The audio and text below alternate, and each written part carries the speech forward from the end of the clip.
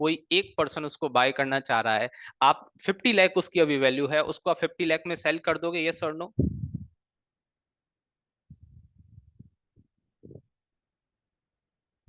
यदि एक ही बायर है, वहीं पर आपके पास 10 लोग आ गए, 15 लोग आ गए और कहें कि इसे सेल कर दो, मुझे चाहिए ये, आपको लगेगा नहीं कि यार इसमें कुछ तो ऐसी बात है, मैं क्यों सेल करूं? और बेचोगे, मैं सेल करूंगा तो 50 के का है, मैं तो 60 के में सौदा करूंगा। तो प्राइस बढ़ा ही दोगे, आप बढ़ा ही दोगे, वैसे ही सिस्टम प्राइस बढ़ाता है, वैसे ही ऑटोमेटिकली ही हो रहा है डिमांड सप्लाई की वजह से। यस सुमित। अब सॉरी सर बट रिपीटेड लग रहा है, can we move faster please? देखिए रोहन, मैं और भी फास्ट जा सकता हूं, बट क्या है कि जब तक सबके डाउट, सबके मन में ये बात क्लियर नहीं हो जाती ना, तब तक आगे बढ़ने पर प्रॉब्लम होगी कि उनको आगे की चीज समझ नहीं आएगी, ठीक है? इस वजह से मुझे दूसरी बार रिपीट करना पड़ा है। होता है थोड़ा बहुत, कोई प्रॉब्लम नहीं है। नहीं, वो रिपीट करने की बात कह रहे हैं, और कुछ नहीं है, बस रिपीट, उनको लग रहा है कि ये रिपीट हो रही है चीज, दैट्स वाई, क्योंकि उनको समझ में आ गया होगा। ओके, ग्रेट, चलिए।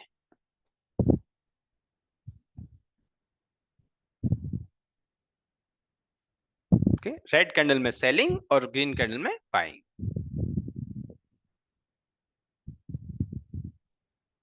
ग्रेट। अब आगे आते हैं कि ये जो हमने देखा, बाइंग और सेलिंग का डिफरेंस, और उस वजह से कैंडल बनी, इसको एक बार हम चार्ट पर देखें। काम्या, देखेंगे चार्ट पर, देखेंगे तो समझ आ जाए, एक बार इसको चार्ट पर देखें हम। ये प्रैक्टिस कर रहे हैं अभी, मैं आपसे पूछूंगा, आप लोग बताइएगा कि रेड कैंडल कौन सी है और ग्रीन कैंडल कौन सी है। सॉरी, रेड कैंडल नहीं, एक्साइटिंग कैंडल कौन सी है और बेस कैंडल कौन सी है? ये जो आज की जो कैंडल बनी है, ये, इसको आप बेस बोलेंगे। देखिए, विक बड़ी हो गई, विक की रेंज बड़ी हो गई, वो ऑटोमेटिकली बेस कैंडल हो गई, वो ऑटोमेटिकली बेस कैंडल हो गई।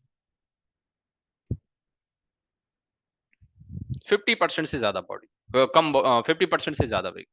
इसके पहले वाली ये कैंडल जो है, क्या मैं इसको रेड एक्साइटिंग कैंडल बोल सकता हूँ? यस।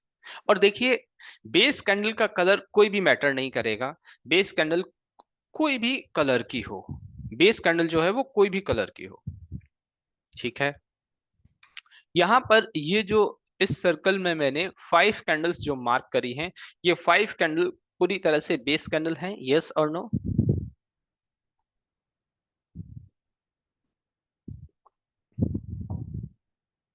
ठीक है। वहीं पर ये 3 कैंडल और मैंने मार्क करी हैं, ये तीनों कैंडल अपने आप में बेस कैंडल हैं, तीनों कैंडल अपने आप में बेस हैं। ये वाली ग्रीन कैंडल जो है, इसको मैं एक्साइटिंग बोल सकता हूँ, इसको मैं एक्साइटिंग बोल सकता हूँ, एक तरह से नॉर्मल एक्साइटिंग। अब देखिए, एक एक एक बिल्कुल सिंपल लैंग्वेज में एक्साइटिंग और बेस में एक और डिफरेंस समझें। एक्साइटिंग का मतलब मैं वो कैंडल कह रहा हूं जिसने कि कुछ प्राइस को कहीं पहुंचाया है, एक कोई रेंज बनाई है, या तो ऊपर की तरफ या नीचे की तरफ, या तो ऊपर की तरफ या नीचे की तरफ। एक्साइटिंग मैं उसे कहता हूं जिसने कुछ स्ट्रेंथ दिखाई है, जिसने कुछ स्ट्रेंथ दिखाई, और बेस मैं उसे कहता हूं जिसने कोई स्ट्रेंथ ही नहीं दिखाई। अब मैं यहां पर, ये ग्रीन कैंडल है और इसके पहले एक और ये ग्रीन कैंडल है, ये दोनों ही एक्साइटिंग कैंडल हैं, यस और नो? ये दोनों ही एक्साइटिंग कैंडल है, यस, ये दोनों ही एक्साइटिंग कैंडल है। इन दोनों में से स्ट्रॉन्ग एक्साइटिंग कौन सी है, अपर वन और लोअर वन? ऊपर वाली कैंडल या नीचे वाली कैंडल? लोअर वन, नीचे वाली कैंडल।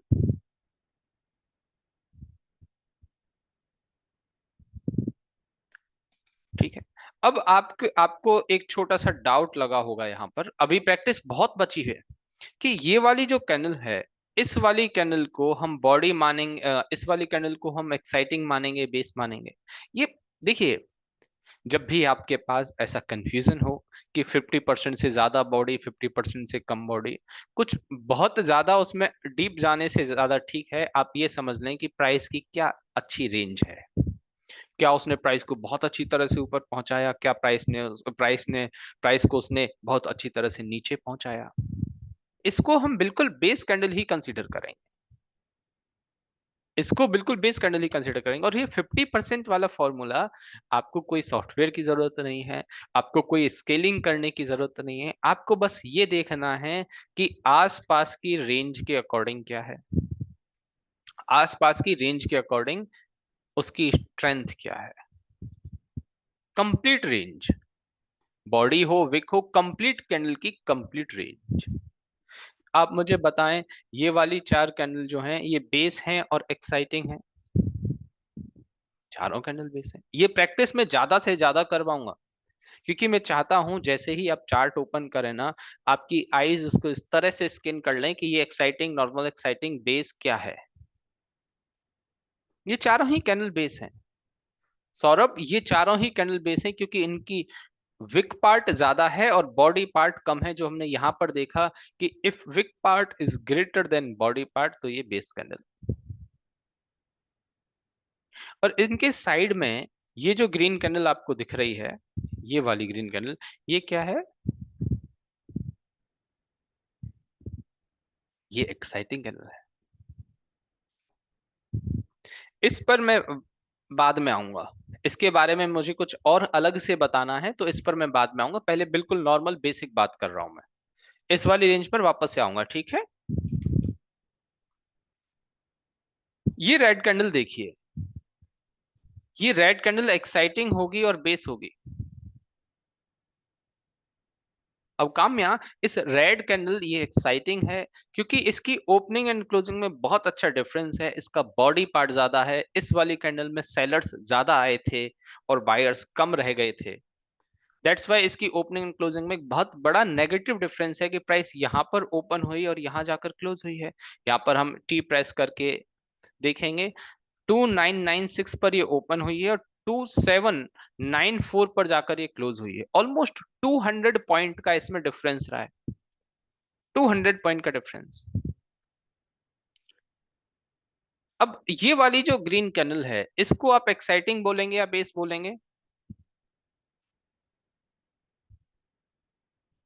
बेस, ठीक है। अभी मैं भी बेस कह रहा हूं, बेस ही समझिए इसे। बाद में आगे चल के मैं इसके बारे में बता दूंगा, सेम एग्जांपल बता दूंगा आगे। बट अभी आप इसको बेस समझें, क्योंकि अभी हम एक बेसिक बात कर रहे हैं कि बॉडी पार्ट यदि विक पार्ट से कम या ज्यादा है। अमन कह रहे हैं एक्साइटिंग लॉयली वो बाद में देखेंगे अमन। इन चार पांच कैंडल्स के बारे में बताएं। यहाँ पर ये जो मैंने सर्कल मार्क किया है, क्या इसमें कोई एक कैंडल आपको एक्साइटिंग नजर आ रही है? मैं इस वाली कैंडल को एक्साइटिंग कह सकता हूं? एकदम से नॉर्मल एक्साइटिंग, ये नॉर्मल एक्साइटिंग कैंडल हो सकती है, बहुत ही नॉर्मल एक्साइटिंग।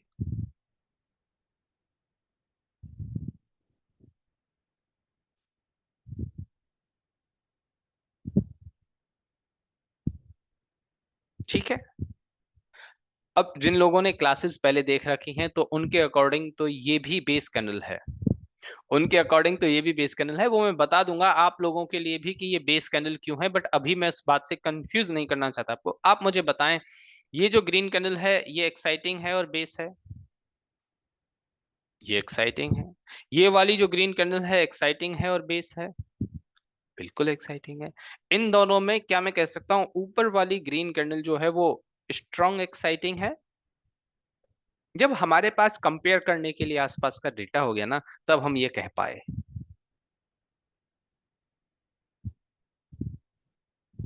ये वाली जो कैंडल है ये बेस है और एक्साइटिंग है। ये रेड रेड कैंडल जो दिख रही है, इसकी इतनी बड़ी विक है, ये बिल्कुल बेस कैंडल है। अब ये बताएं, ये वाली जो कैंडल्स हैं, मैं एक बार ड्रॉ कर देता हूं, यहाँ पे नंबर्स लिख देता हूं इसमें, 1 2 3 4 5। इसमें इन पांचों कैंडल्स में से एक्साइटिंग कितनी है और बेस कितनी है? ये जो नंबर मैं यहाँ पर ला रहा हूँ, ये वाले नंबर्स 1 प्रेस करके ला रहा हूँ, कीबोर्ड पर 1 लिख रहा हूं तो ये सिंबल्स आ रहे हैं 1। दो बेस कैंडल और तीन एक्साइटिंग कैंडल, ये दोनों बेस हैं, और ये एंड ये एक ग्रीन एक्साइटिंग और दो रेड एक्साइटिंग, एक ग्रीन एक्साइटिंग और दो रेड एक्साइटिंग।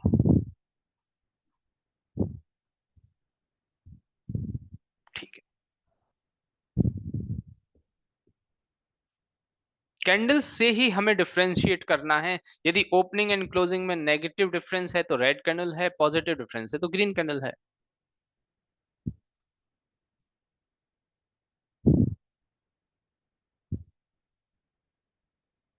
ओके। और आसपास की कैंडल्स की रेंज से मतलब यदि प्राइस बहुत अच्छी तरह से ऊपर गई है तो हमें पता चल रहा है वहां पर अच्छी बाइंग आई होगी, बहुत अच्छी तरह से नीचे आई है तो वहां पर बहुत अच्छी सेलिंग आई होगी।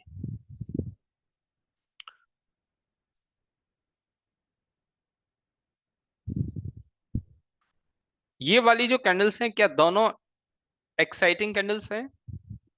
ये दोनों ही कैंडल एक्साइटिंग है?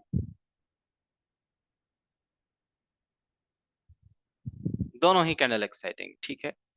यहाँ पर ये सभी कैंडल्स जो मैंने मार्क करी हैं, क्या इन सभी को मैं बेस कैंडल बोल सकता हूँ?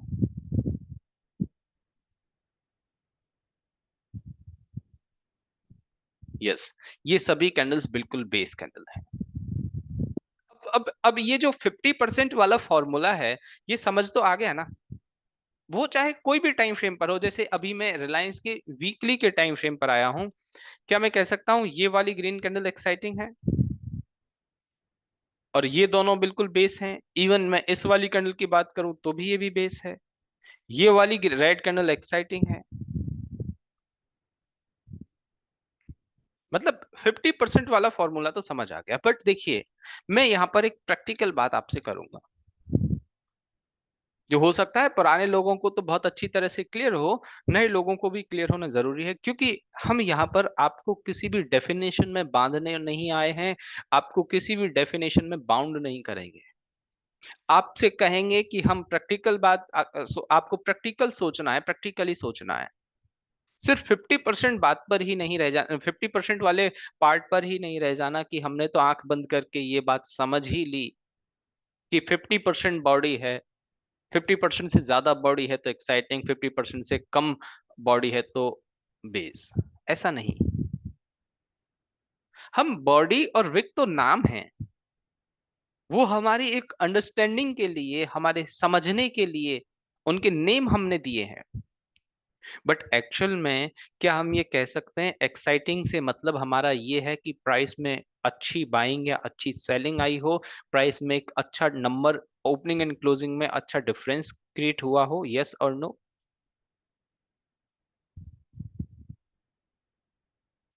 बिल्कुल। और बेस कैंडल का मतलब कि प्राइस एक सेम रेंज में रह गई हो? यस और नो? यही तो हम ज्यादा समझ रहे हैं ना। नाम तो बाद में आया, पहले हमने प्राइस एक्शन को समझा। तो मैं इस बारे में आपसे बात कर रहा था। आप मुझे बताएं कि इस सर्कल में ये जो दो नंबर्स मैं यहाँ पर लिख रहा हूं, first candle and second candle, इनमें से दोनों एक्साइटिंग हैं या सेकंड, दोनों बेस हैं या सेकंड कैंडल एक्साइटिंग है? दोनों बेस हैं। रेड बेस, दोनों बेस। ज्यादातर लोग दोनों बेस ही बोल रहे हैं, बहुत अच्छी बात है। सेकंड को एक दो लोगों ने एक्साइटिंग बोला है। वो सेकंड कैंडल को जो एक्साइटिंग बोलने के पीछे जो लॉजिक है ना, वो ये कि sir according to the rule 50% से ज्यादा बॉडी है, 50% से ज्यादा बॉडी है सेकंड कैंडल में, इस वाले कैंडल में, फिर आप इसको बेस कैसे कह सकते हैं? देखिए मैंने थोड़ी देर पहले एक और बात कही कि हमारा एक्साइटिंग कैंडल से मतलब होना चाहिए कि प्राइस कोई बहुत अच्छी रेंज में गई हो, बहुत अच्छी तरह से ऊपर या बहुत अच्छी तरह से नीचे। क्या ये वाली कैंडल बहुत अच्छी तरह से ऊपर गई है? क्या ये वाली कैंडल अपने आप को एक्साइटिंग होना जस्टिफाई कर पा रही है? क्या इस वाली कैंडल ने अपने कोई प्रीवियस रेंज को भी ब्रेक करने की कोशिश की है क्या? मतलब एक एक प्रैक्टिकल यदि सोचें कि ये वाली कैंडल ने कोई बहुत अच्छा मूव नहीं दिखाया है, बस वो गलती से ऐसा हो गया कि 50% से ज्यादा बॉडी बन गई। बाकी रेंज देखो, ओपनिंग क्लोजिंग का डिफरेंस देखो।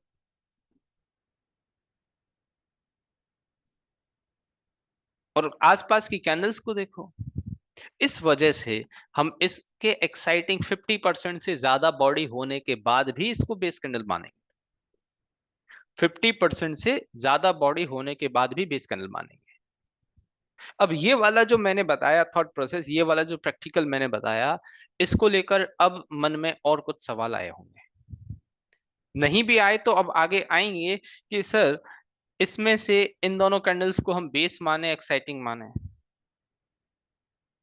बताएं। इन दोनों कैंडल्स को बेस ही माने। जब आप चार्ट में आइडेंटिफाई कर रहे हैं तो कैंडल से झगड़ना मत। ऐसी आदत होगी, इसको तो बेस एक्साइटिंग मान लिया, ये तो इससे बड़ी दिख रही है, फिर इसको बेस क्यों मान रहे हैं? होती है, मतलब ये ह्यूमन टेंडेंसी, ऐसी झगड़ने की झगड़ने की आदत होगी ही। लड़ाई करोगे अपने आप से। प्रैक्टिकली समझो, यहां पर हम ऐसा क्यों कह रहे थे, इसको बेस क्यों कह रहे थे? इसको हमने बेस क्यों कहा? इसकी रेंज की वजह से। 50% से भले ही बॉडी ज्यादा हो, बट आसपास की, मतलब इसकी जो स्ट्रेंथ थी वो बहुत ज्यादा अच्छी थी नहीं, मूव इसमें कुछ ज्यादा अच्छा आया नहीं, कुछ इसने अचीव किया नहीं। ठीक ऐसा ही तो इनके साथ है कि इसमें हमने 50% से कम बॉडी है, इन्होंने भी क्या कुछ अचीव कर लिया? इन्होंने क्या कुछ अचीव कर लिया? जैसे इस वाली ग्रीन कैंडल के बारे में बात करेंगे, ये वाली ग्रीन कैंडल एक्साइटिंग है या बेस है? ये वाली ग्रीन कैंडल एक्साइटिंग है, एक नॉर्मल एक्साइटिंग कैंडल है। क्या इसके 50% बॉडी और 50% विक, इस तरह से कुछ कंफ्यूजन है इस वाली कैंडल में? कोई कंफ्यूजन नहीं है।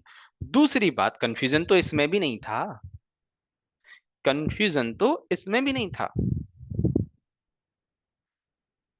बट दूसरी बात, एक सेकंड मेथड और, क्या इसने कोई अच्छी रेंज बनाई है, अच्छी स्ट्रेंथ दिखाई है?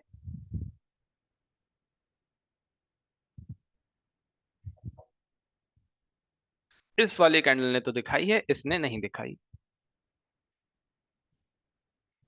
तो यहां पर कोई कंफ्यूजन ही नहीं। अब हमारे पास एक तरह से दो पैरामीटर हो चुके हैं, एक तो 50% वाला और एक रेंज वाला। कि इसकी रेंज क्या है, उसने क्या किया है, प्राइस को ऊपर पहुंचाया, नीचे पहुंचाया, किया क्या है उसने?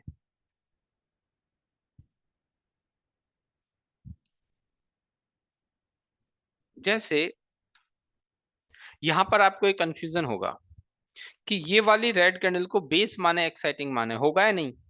मतलब आप मुझे बताएं, बेस मानेंगे या एक्साइटिंग? पहली बात तो 50% से कम बॉडी है, ठीक है, इसको बेस ही कंसीडर कर लो।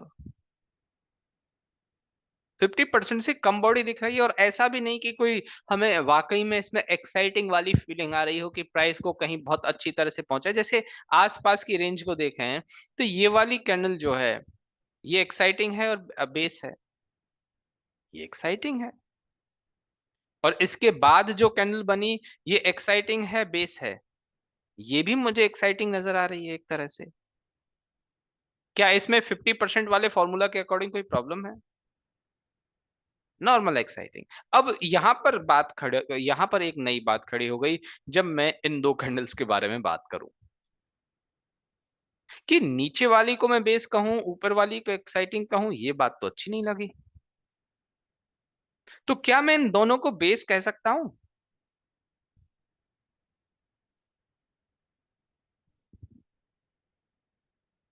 No yes, no yes, no yes. कुछ लोग नो बोल रहे हैं, कुछ लोग यस बोल रहे हैं।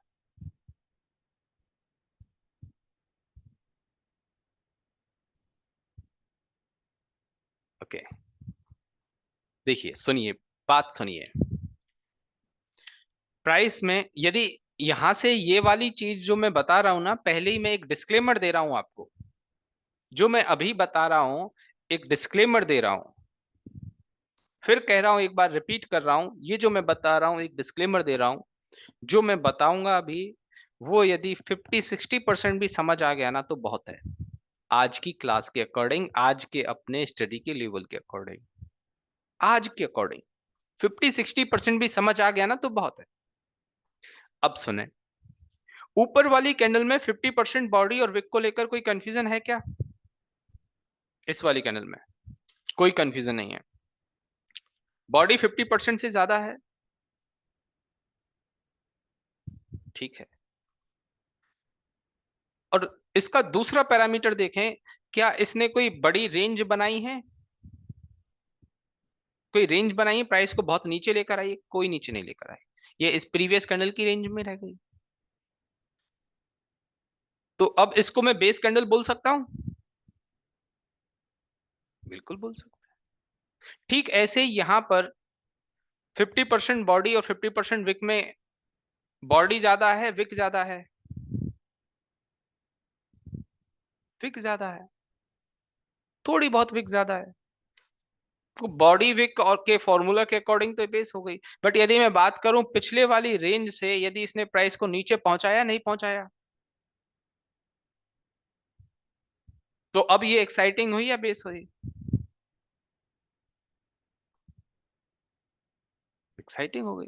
ये ऊपर वाली कैंडल 50% से ज्यादा बॉडी की होने के बाद भी बेस रह गई, ये 50% से थोड़ी सी कम रहने के बाद भी एक्साइटिंग हो गई। बट फिर भी जब हम आगे चल के, फिर मैं कह रहा हूं, इसको पूरा समझने की कोशिश भले ही मत करना, आगे चल के यदि मैं कुछ ऐसी बात करूं कि यहां से प्राइस में डाउन मूव आया, तो वो डाउन मूव कहां तक का कंसीडर होगा? यहां तक का ना? वो डाउन मूव यहां तक का कंसीडर होगा ना? तो आगे जब हम और इन डेप्थ जाएंगे तो आपको समझ आएगा, जब आगे और इन डेप्थ जाएंगे तो समझ आएगा कि एक्चुअल में भले ही इनको बेस ले लें, एक्साइटिंग ले लें, ये लड़ाई भी खत्म हो जाएगी कि इसको मैं बेस लूं या एक्साइटिंग लूं। आपको तो मतलब रह जाएगा कि प्राइस में जो सेलिंग आई वो कहां तक गई, प्राइस में जो बाइंग आई वो कहां तक गई। इस बात से सेटिस्फाइड हो गए आप लोग? आगे चल के आने वाली क्लासेस में अब कुछ लोगों का मन में ये बात आ रही है, सर इस ग्रीन कैंडल को मैं एक्साइटिंग लूं या बेस लूं?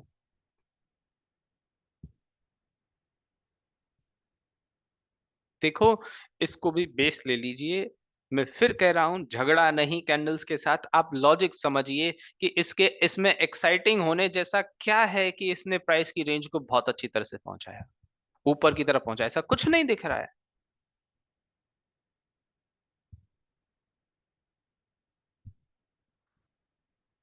कुछ नहीं दिख रहा है, ठीक है। इसलिए इसको भी बेस ले, मैं तो कहता हूं ये पूरा एरिया बेस है, ये कंप्लीट एरिया बेस है। अब एक छोटी सी बात मेरी तरफ से सुने आप लोग, कि हम जब 50% से बॉडी 50% विक वाली बात कर रहे थे, वो ज्यादा सिंपल बात थी, या हम ये प्राइस की रेंज वाले में पहुंचे, ये ज्यादा सिंपल बात है? रेंज वाले में पहुंचे, 50% वाले में पहुंचे, ज्यादातर लोगों को लग रहा है कि रेंज 50% वाले में पहुंचे, कुछ लोगों को लग रहा है रेंज वाला ठीक है। यदि हम थोड़ा इन डेप्थ जाएंगे, थोड़ा भी प्राइस को इन डेप्थ एनालिसिस करने की कोशिश करेंगे, चीजें थोड़ी बहुत टफ होंगी। मेरा काम समझाना और आपका काम समझना ही रहेगा।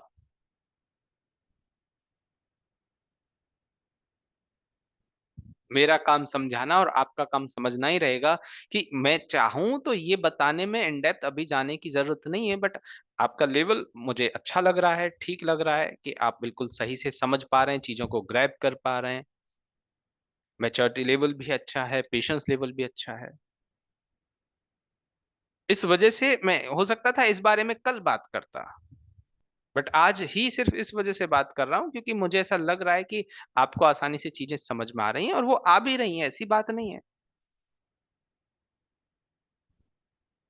कई लोग अभी पूछ रहे हैं कि इलेक्शन के जो रिजल्ट थे 4 जून, उस वाली कैंडल को हम क्या कहेंगे? देखिए, वहां अभी मत जाइए, वो एक ऐसी कंफ्यूजन वाली बात है जो अभी समझेंगे तो बिल्कुल माइंड में बहुत कुछ हौच पौच हो जाएगा,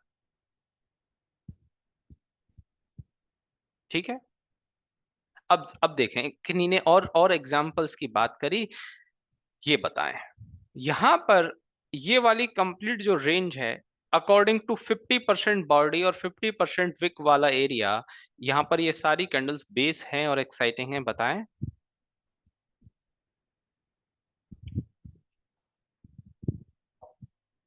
सभी बेस नजर आ रही है। यदि मैं रेंज की बात करूं, अब रेंज को लेकर एक पर्सन को कंफ्यूजन था, वो ये कि रेंज में कंपेयर किससे करूं। जैसे मैं रेंज की बात करूं तो ये 50% बॉडी से 50% बॉडी ज्यादा है ना इसमें, बट क्या ये आसपास में मुझे एक्साइटिंग कैंडल कहलाने का हक ये तभी रखती जब ये प्राइस को कुछ अच्छी तरह से नीचे लेकर आती। क्या ये प्राइस को नीचे लेकर आई? ये है रेंज का मतलब, नहीं लेकर आई। ठीक ऐसे ही क्या ये जो दो ग्रीन कैंडल हैं इनको मैं एक्साइटिंग बोल सकता हूं, दोनों ग्रीन कैंडल्स को? दोनों ही कैंडल ग्रीन एक्साइटिंग है।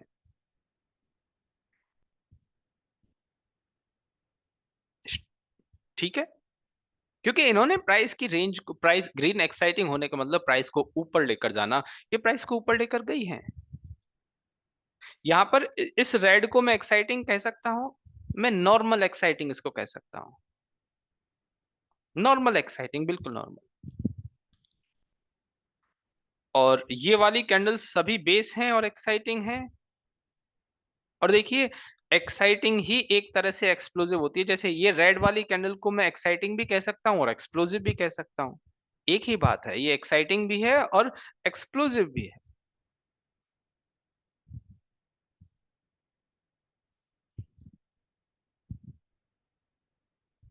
ओके, जैसे यहां पर बात करूं, ये वाली ग्रीन कैंडल एक्साइटिंग है और बेस है। एक्साइटिंग है, प्राइस को ऊपर लेकर गई है। एक्साइटिंग है राहुल, प्राइस को ऊपर लेकर गई है। और 50% से ज्यादा बॉडी है। यहाँ पर ये वाली दोनों कैंडल बेस है और एक्साइटिंग है, बिल्कुल बेस है, कोई कंफ्यूजन ही नहीं है। 50% से बहुत कम, बहुत कम बॉडी है। यहाँ पर ये तीनों कैंडल्स, इनको मैं एक्साइटिंग कह सकता हूँ। तीनों मुझे क्लियर कट 50% से ज्यादा बॉडी वाली दिख रही है। सिद्धि, ये तीनों कैंडल्स जो हैं वो मुझे 50% से ज्यादा बॉडी वाली दिख रही हैं। ये प्राइस को डाउन लेकर गई, ये ऊपर लेकर गई, ये नीचे। अब हाँ, वो वाली बात अलग है कि इनके साथ में कुछ प्ले नहीं कर सकता। इनको मैं, जब मैं मार्किंग की बात करूं, जो आप एडवांस थ्योरी के अकॉर्डिंग सोच पा रहे हो, उसके अकॉर्डिंग कुछ भी नहीं। फिर दूसरी बात, आपको ये भी लग रहा होगा कि सर, ये वाली रेड कैंडल को, ये वाली रेड कैंडल को मैं एक्साइटिंग मान सकता हूं, बट इस ग्रीन को कैसे मानूं, क्योंकि ग्रीन तो कहीं प्राइस को पिछले वाली कैंडल से भी ऊपर नहीं लेकर गई। यस और नो? ये वाली ग्रीन तो प्राइस को ऊपर नहीं लेकर गई, बट इन दो रेड कैंडल्स के बारे में तो कह सकते हो ना कि ये दो रेड कैंडल तो एक्साइटिंग है, क्योंकि ये वाली फर्स्ट रेड कैंडल अपनी प्रीवियस कैंडल से नीचे की तरफ आई थी। और ये वाली कैंडल को देख रहे हो, ये इसकी ग्रीन के बाद जो रेड कैंडल बनी है, इसकी ग्रीन की क्लोजिंग यहां पर थी, उसके बाद प्राइस को नीचे की तरफ अच्छी तरह से लेकर आई थी। हाँ, इस ग्रीन को बिल्कुल कंफ्यूज कर सकती है आपको कि यार इसको मैं एक्साइटिंग ले रहा हूँ, बेस ले रहा हूँ, समझ नहीं आ रहा। छोड़ दें अभी। मैंने कहा ना, ये वाली चीज 60% भी समझ में आ जाए तो मोर देन सफिशिएंट है, अभी तक की स्टडी के अकॉर्डिंग, अभी तक के अपने लेवल के अकॉर्डिंग।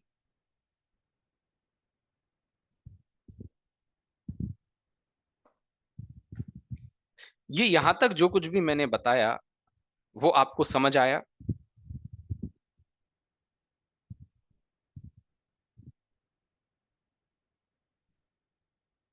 ग्रेट, बहुत बढ़िया, बहुत अच्छी तरह से। Very good.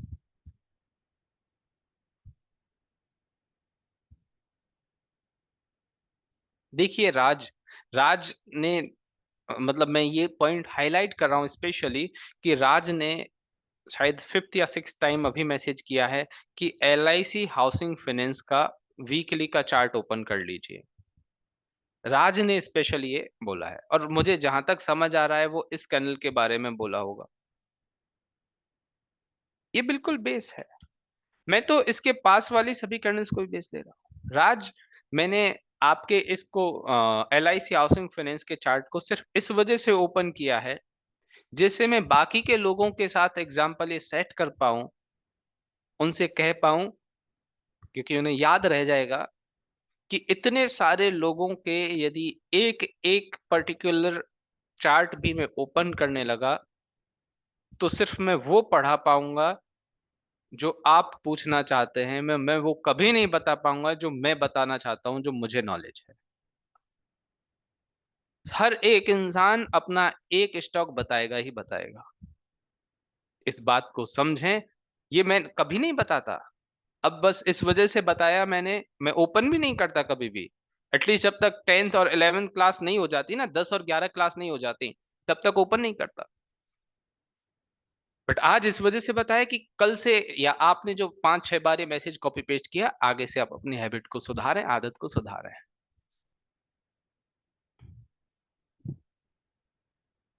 ठीक है, चलिए।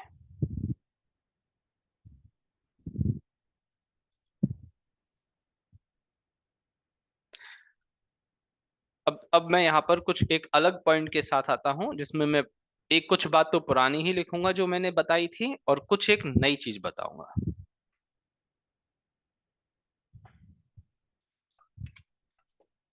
Green candle signifies number of buyer is greater than number of seller.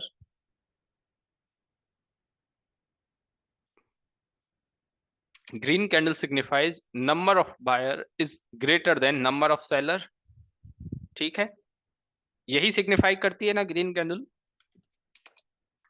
Red candle signifies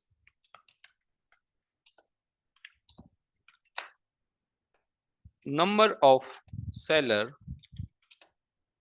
is greater than number of buyer. Number of seller is greater than number of buyer, red candle यही बताती है। और base candle signifies number of buyer is almost equal to number of seller, यही बताती है ना कि number of buyer is almost equal to number of seller. ये सही बात है। क्या मैं ये कह सकता हूं, जब नंबर ऑफ बायर और नंबर ऑफ सेलर ऑलमोस्ट एक हो रहे होते हैं, तो क्या उनमें फाइट हो रही होती है? बराबर हो गए तो उनमें फाइट हो रही है। और जब नंबर ऑफ बायर ज्यादा या कम हो जाते हैं, तो वो फाइट का एक तरह से रिजल्ट आ जाता है कि बायर्स जीते हैं या सेलर्स जीते हैं, ग्रीन कैंडल और रेड कैंडल में। अब इसको समझिए, ये बहुत इंटरेस्टिंग है, बहुत आसानी से समझ आ जाएगा, और बहुत सारे सवालों के जवाब मिल जाएंगे। मैंने ये एक बेस कैंडल बनाई है, कलर जस्ट इसको अलग किया है और कुछ भी नहीं है, जिसे अपन समझ सकें। ये बेस कैंडल का मतलब, चाहे वो कोई भी टाइम फ्रेम हो, सुन लीजिए, चाहे वो कोई भी टाइम फ्रेम हो, कोई भी स्टॉक हो, ये मैंने एक बेस कैंडल बनाई है। क्या मैं ये कह सकता हूं कि इस बेस कैंडल में बायर और सेलर की फाइट चल रही है? मतलब जितने बायर आ रहे हैं उतने सेलर आ गए, जितने सेलर आए उतने बायर आ गए। और उस बाइंग और सेलिंग, उस बायर और सेलर की फाइट के बाद, हो सकता है ये फाइट ऐसी भी हो कि एक और बेस कैंडल बन जाए, एक और बेस कैंडल बन जाए, एक और बेस कैंडल बन जाए, ये इतना हो सकता है। वो सब नंबर ऑफ बेस कैंडल तो अलग टॉपिक हो जाएगा। आप तो बस ये समझें, ये चाहे एक बेस कैंडल है, दो है, रेड है, ग्रीन है, चार है, कुछ भी है, बेस कैंडल का मतलब प्राइस का सेम रेंज में रहना। और यदि प्राइस एक सेम रेंज में है, तो वहां पर बायर और सेलर की फाइट हो रही है। और यदि उस बायर और सेलर की फाइट के बाद प्राइस इस तरह से ऊपर की तरफ चली गई, तो क्या हम ये कह सकते हैं बायर जीत गए? क्या हम ये कह सकते हैं बायर्स जो हैं वो जीत गए? यस, यहां पर बायर्स जीत गए। अब इस वाली रेंज में बायर सेलर की फाइट चल रही थी, और ये वाली जो रेंज है, यहाँ पर बायर जीत गए, तो क्या मैं कह सकता हूँ बाइंग और सेलिंग में कुछ इम्बेलेंस हुआ है, तभी तो बायर जीते? अदरवाइज सेम बायर्स आ रहे होते, सेम सेलर्स आ रहे होते, तो प्राइस कुछ इसी तरह से चल रही होती। सेम बायर और सेम सेलर आ रहे होते तो प्राइस इसी तरह से चल रही होती। बट यहां पर बायर्स जीते, यहां पे बायर्स जीते, तभी तो इम्बेलेंस हुई प्राइस और ऊपर की तरफ गई। तो क्या मैं ये कह सकता हूं कि ये वाली जो रेंज है, यहां पर कुछ पेंडिंग ऑर्डर भी रहे होंगे इस बेस एरिया में, इस वाली रेंज में जो मैंने मार्क करी। मैं मानकर चल रहा हूं कि मेरी जो बेस कैंडल है, मेरा जो बेस एरिया है, जहां पर बायर सेलर की फाइट हुई थी, वहां पर कुछ ना कुछ पेंडिंग ऑर्डर्स हैं। और वो पेंडिंग ऑर्डर्स बाइंग के हैं या सेलिंग के हैं? वो पेंडिंग ऑर्डर बाइंग के होंगे, सेलिंग होंगे? ऑब्वियसली बाइंग के होंगे, जब बायर्स जीते हैं, प्राइस ऊपर गई है तो। अब ये बात कुछ लोगों को समझ कम आई होगी, कुछ लोगों को, कि ये क्या नई चीज आ गई। हमने इस वाले पॉइंट पर यही तो पढ़ा था कि यहां पर कुछ तो पेंडिंग रह गया। बट आप कहोगे सर आपने तो ग्रीन एक्साइटिंग में पढ़ा था। ग्रीन एक्साइटिंग में वो फॉर्म होने के हिसाब से हमने पढ़ा था कि ग्रीन एक्साइटिंग फॉर्म कैसे हुई है। बहुत अच्छी बात है सौरभ, बट फिर भी जिन लोगों को समझना है वो समझें कि जब हमारे पास, वापस से मैं ड्रॉ कर रहा हूं, जब हमारे पास एक सेम रेंज में कैंडल बनी, और ये सेम रेंज की कैंडल क्या बता रही है कि बायर और सेलर में फाइट चल रही है। सेम रेंज में कैंडल यही तो बता रही है ना कि बायर और सेलर में फाइट चल रही है। और ये बाइंग और सेलिंग की फाइट यदि इस तरह से कन्वर्ट हो जाए, प्राइस को एक अप मूव दे दे, कि ग्रीन एक्साइटिंग कैंडल कुछ इस तरह से बन गई, तो ये यहाँ पर बाइंग और सेलिंग का इम्बेलेंस हो गया। बाइंग और सेलिंग का इम्बेलेंस हो गया। और जब इस तरह से बाइंग सेलिंग का इम्बेलेंस हुआ है, तो क्या यहां पर पेंडिंग ऑर्डर बचे रह गए? इस वाली रेंज में जो बेस एरिया है, जहां पर बायर सेलर की फाइट चल रही थी, उस कंप्लीट रेंज में पेंडिंग ऑर्डर रह गए। मानकर चलिए कि यहाँ पर हमारे पास कुछ 1 लाख 2 लाख हमने ऑर्डर आए थे, जिसमें से 1.2 लाख एग्जीक्यूट हो गए, 80,000 रह गए, या 80,000 एग्जीक्यूट हो गए, 1.2 लाख पेंडिंग ऑर्डर रह गए। कुछ ना कुछ तो पेंडिंग रहा है, तभी प्राइस ऊपर गई है। यदि पेंडिंग नहीं रहता, सब कुछ एग्जीक्यूट हो जाता, तो प्राइस सेम रेंज में रहती, फिर प्राइस सेम रेंज में रहती। अब यहां पर यदि कुछ पेंडिंग ऑर्डर रह गए, तो ये समझें, यहां मैं नोट डाउन कर देता हूं कि इस वाली रेंज में पेंडिंग ऑर्डर है। इस कंप्लीट बेस वाली रेंज को मैंने मार्क किया है।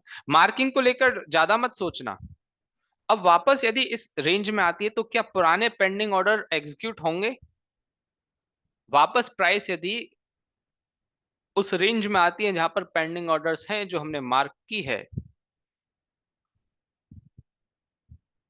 तो वो पेंडिंग ऑर्डर एग्जीक्यूट होंगे, और उसके बाद प्राइस वापस से ऊपर जा सकती है।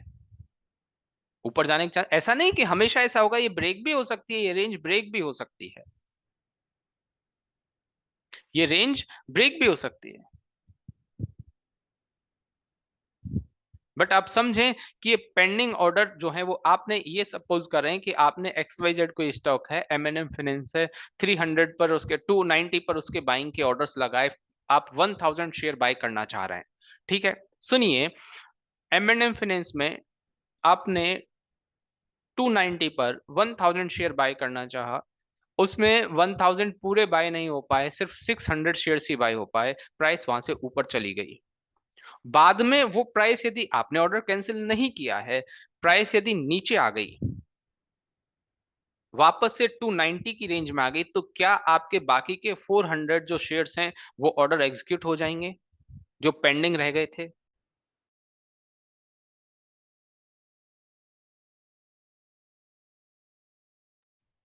ठीक ऐसा ही यहां पर मैं बता रहा हूं सिद्धि, ठीक ऐसा ही मैं यहां पर बता रहा हूं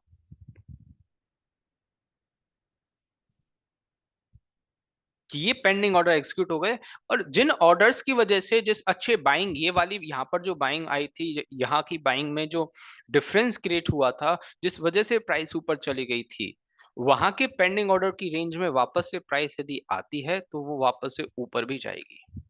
वो पेंडिंग ऑर्डर कुछ इस तरह से काम करेंगे। अब ये उल्टा भी केस हो सकता है। क्या हो सकता है कि हमने ये माना कि यहाँ पर पेंडिंग ऑर्डर है, यदि प्राइस कुछ ज्यादा सेलिंग में आ गई, ज्यादा सेलिंग में आ गई, तो ये ऑर्डर, ये वाली रेंज जो है वो ब्रेक हो सकती है ना। मानकर चलिए यहाँ पर 1 लाख पेंडिंग ऑर्डर थे, यहाँ 1 लाख पेंडिंग ऑर्डर थे, प्राइस में सेलिंग कुछ 1.5 लाख के साथ आ गई, तो 1 लाख तो एग्जीक्यूट हो जाएंगे और लगातार सेलिंग आती जा रही है, तो ये रेंज ब्रेक हो जाएगी, यस और नो? ये रेंज ब्रेक हो जाएगी। आप मार्किंग को लेकर मत परेशान होइए, मार्किंग कैसे हम करेंगे, वापस ऊपर से ही चली जाएगी तो क्या होगा, उससे मत समझिए, उस पर मत जाइए, अभी अभी बस ये पेंडिंग ऑर्डर्स का कॉन्सेप्ट समझिए। अब एक जो एक 7 करोड़ का सवाल मन में आ रहा होगा केबीसी वाला, कि सर यदि पेंडिंग ऑर्डर कैंसिल हो गए तो प्राइस यहां से नीचे आ जाएगी। सर हम कैसे आइडिया लगाएंगे कि पेंडिंग ऑर्डर कैंसिल कब हो गए कब नहीं हो गए, वो मैं बताऊंगा। मैं तो कहता हूं कि इंस्टीट्यूशंस के पेंडिंग ऑर्डर कैंसिल नहीं होते, वो एक्चुअली कैंसिल करते नहीं हैं। कैंसिल क्यों नहीं करते? फंड्स की कोई प्रॉब्लम नहीं है, टेक्नोलॉजी की कोई कमी नहीं है, वो हमारी तरह इमोशनली होकर कोई भी बाइंग या सेलिंग नहीं कर रहे हैं, वो पूरी तरह से प्रैक्टिकल होकर बाइंग सेलिंग कर रहे हैं। इन एनी केस ऐसी कोई सिचुएशन होती है कि हमें लगे कि इस चीज का भी हम चाहते हैं कि यार ये ऑर्डर कैंसिल हुए हैं या नहीं हुए हैं, वो भी हमें आगे चल के धीरे धीरे करके जैसे जैसे क्लासेस में जाएंगे पूरे प्राइस एक्शन थ्योरी के अकॉर्डिंग समझ आ जाएगा कि हाँ हम क्या समझें कि ऑर्डर कैंसिल हुए हैं या बने हुए हैं। मैं आपको ऐसे एग्जांपल्स भी बताऊंगा जिसमें 10 साल बाद प्राइस आई थी और फिर भी प्राइस वहां से ऊपर चली गई, 2 साल बाद प्राइस आई, 5 साल बाद प्राइस आई, 3 साल बाद आई, 1 साल बाद आई, बात फिर से वही सेम कि कितने टाइम तक ऑर्डर कैंसिल नहीं होते, वो सब मैं बताऊंगा कि कभी ऑर्डर नहीं कैंसिल होते, आप यही समझें। और बाई चांस ऐसा लगने लगे कि हाँ ये रेंज, कई कई बार ऐसा भी तो होगा, वो रेंज ब्रेक हो जाएगी, जैसे मैं कह रहा हूं कि मानकर चलिए यहाँ पर हमारे पास 1 लाख ऑर्डर्स हैं बाइंग के, और प्राइस यदि ज्यादा सेलिंग से आ गई तो आप उसको ब्रेक होना समझ लें, ज्यादा सेलिंग की वजह से, या ये समझें कि उसमें पेंडिंग ऑर्डर कैंसिल हो गए।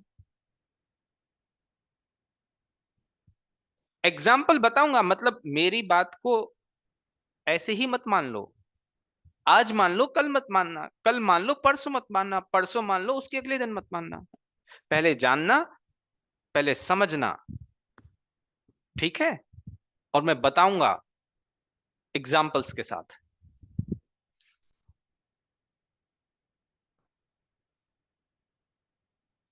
अब ठीक ऐसा ही सेलिंग के केस में होता है, वो कैसे होता है कि मान के चलिए यहाँ पर बायर, और देखिए सेलिंग और बाइंग ऑलमोस्ट सेम चीज है, यदि पहले में कुछ 10-20% पार्ट ना समझने में रह भी गया हो ना, तो वो अब यहाँ पर क्लियर हो जाएगा। ये यहाँ पर बायर और सेलर की फाइट चल रही है, ठीक है? ये 2 बेस कैंडल भी हो सकती है, 3 भी हो सकती है, 4 भी हो सकती है, कुछ भी हो सकता है। ये यहाँ पर बायर और सेलर की फाइट चल रही है। इस बाइंग और सेलिंग की फाइट के बाद, इस बाइंग और सेलिंग की फाइट के बाद प्राइस में यदि ये रेड कैंडल बनती है तो क्या माना जाएगा, बायर्स जीते हैं या सेलर्स जीते हैं? बताइए, बायर्स जीते हैं या सेलर जीते हैं? सेलर जीते हैं। तो इस वाली रेंज में जहां फाइट चल रही थी, इस वाली रेंज में जहां फाइट चल रही थी, वहां सेलिंग के पेंडिंग ऑर्डर रहे होंगे या बाइंग के पेंडिंग ऑर्डर रहे होंगे? सेलिंग के पेंडिंग ऑर्डर रहे होंगे। यदि मैं इसको कुछ इस तरह से मार्क करता हूं और मानकर चलिए कुछ टाइम बाद प्राइस यदि इस रेंज में ऊपर की तरफ वापस जाती है, यहां सेलिंग के पेंडिंग ऑर्डर हैं,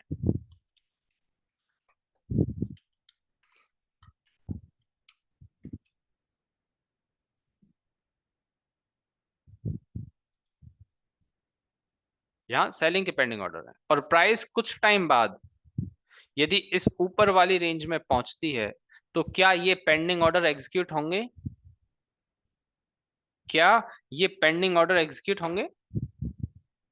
यस, ये पेंडिंग ऑर्डर एग्जीक्यूट होंगे, और ये पेंडिंग ऑर्डर प्राइस को नीचे की तरफ पुश कर सकते हैं वापस से, ज्यादातर चांस यही है। बट फिर वापस से एक सेकंड केस, वर्स्ट केस, कि ऐसा हुआ कि यहां पर मान के चलिए 5 लाख जो हैं, यहाँ पर 5 लाख पेंडिंग ऑर्डर्स हैं, और प्राइस में यहाँ से बाइंग बहुत अच्छी आ गई, 10 लाख, 8 लाख, तो क्या ये 5 लाख ऑर्डर वाला रेंज जो है वो ब्रेक हो जाएगी?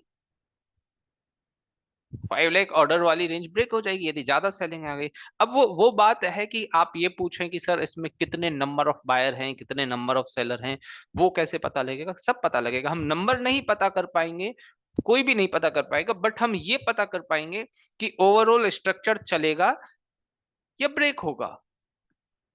क्या होगा बाइंग में, क्या होगा सेलिंग में, कौन सी रेंज ब्रेक होगी, कौन सी रेंज चलेगी, कब मानेंगे कि ज्यादा बाइंग आ गई, कब मानेंगे कि ज्यादा सेलिंग आ गई, वो सब पता लगेगा।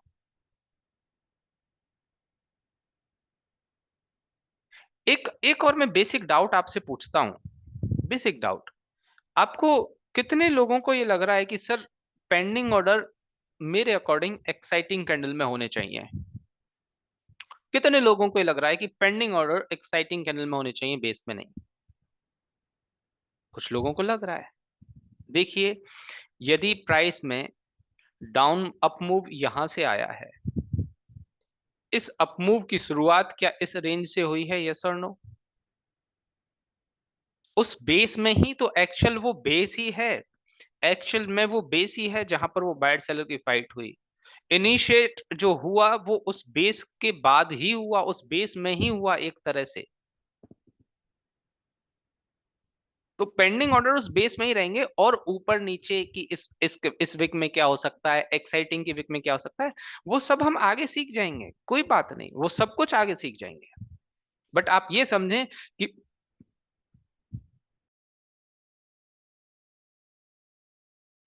आप ये समझें कि पेंडिंग ऑर्डर, ज्यादा से ज्यादा पेंडिंग ऑर्डर बेस की रेंज में ही होते हैं। यस दर्शन।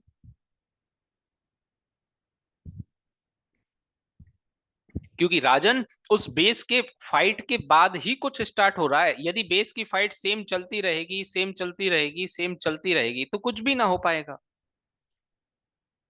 उस बेस के बाद के रिजल्ट के बाद ही तो पता चला हमें कि बेस के बाद कुछ इस तरह से रिजल्ट आया, तो यहां पर सब कुछ करने वाला जो एरिया रह गया वो बेस ही रह गया। वो सेम रेंज ही हो गई जहां पर वो लड़ाई चल रही थी, जहां पर वो फाइट चल रही थी, जहां से उस बात की शुरुआत हुई, जो उसका स्टार्टिंग पॉइंट था, जो उसका ओरिजिन पॉइंट था। ठीक है, ये बात समझ में आ गई? ये बात आपको 70-80% भी समझ में आ गई क्या? ग्रेट। और जहां तक पेंडिंग ऑर्डर्स का सवाल है, मैं आपसे कहूंगा कि वो मैं अभी एग्जाम्पल आने वाला है, एग्जाम्पल पर मैं बताऊंगा कि क्या होता है एक्चुअली, कितने दिनों तक पेंडिंग ऑर्डर रह जाते हैं, कितने दिनों तक पेंडिंग ऑर्डर रह जाते हैं। हम ये गेम, ये वाली चीजें रिटेलर्स के भरोसे नहीं, इंस्टीट्यूशंस के ऊपर देख रहे हैं। हम ये देख रहे हैं कि इंस्टीट्यूशंस जो हैं वो एक हैवी बाइंग सेलिंग करते हैं किसी रेंज में, उस बाइंग और सेलिंग वाले एरिया को आइडेंटिफाई करना चाह रहे हैं। रिटेलर्स वाला नहीं, इंस्टीट्यूशंस वाला। उसी वजह से मार्केट बहुत अच्छी तरह से अप या डाउन, उसी वजह से प्राइस अप या डाउन होती है। अब कोई कहेगा कि सर रिटेलर्स का पार्टिसिपेंट तो बहुत ज्यादा हो गया, पार्टिसिपेशन ज्यादा हो गया मार्केट में। फिर भी रिटेलर्स एक तरह से बटे हुए हैं। इंस्टीट्यूशंस अलग अलग होने के बाद भी, इंस्टीट्यूशंस अलग अलग होने के बाद भी किसी एक इंस्टीट्यूशंस की क्वांटिटी बहुत हैवी होती है। ओके।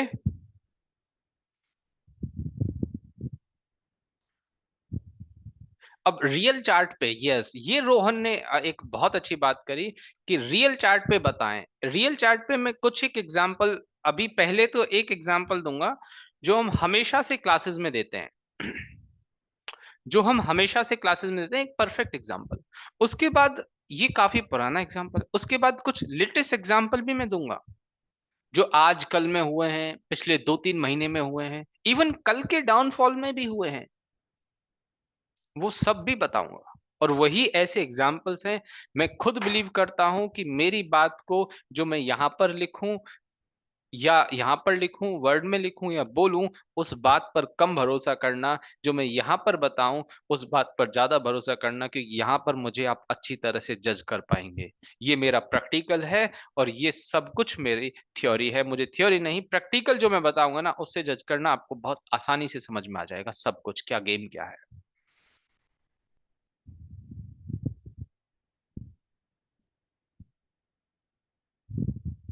जैसे हमें अनीता, हम बाइंग सेलिंग करते हैं, एग्जैक्टली वो भी बाइंग सेलिंग करते हैं, मार्केट को चलाते हैं।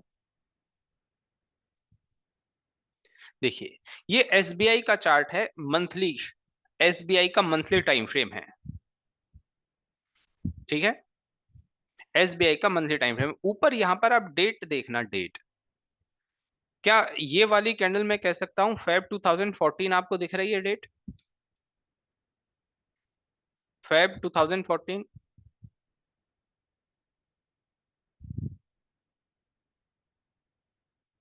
फेब 2014। ठीक है, ये मंथली का चार्ट है। ये एसबीआई का मंथली का चार्ट है। ये वाली जो कैंडल आपको दिख रही है, क्या इसके बाद, ये कैंडल बनने के बाद हम आइडिया लगा सकते हैं कि प्राइस ऊपर जाएगी या नीचे आएगी? बताएं।